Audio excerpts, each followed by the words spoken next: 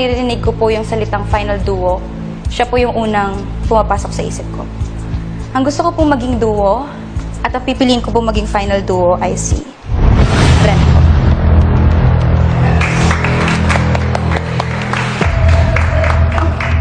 Ngayon ang tanong, Brent, will you accept or decline Mika as your final duo partner? And why?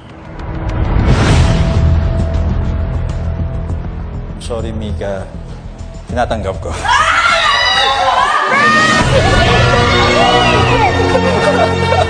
May konting pa-acting, pa-bitin, kaya naman wag na natin patagalin pa. Brent, pumunta ka na kay Mika at sabay na kayong tumuntong sa inyong final duo platform.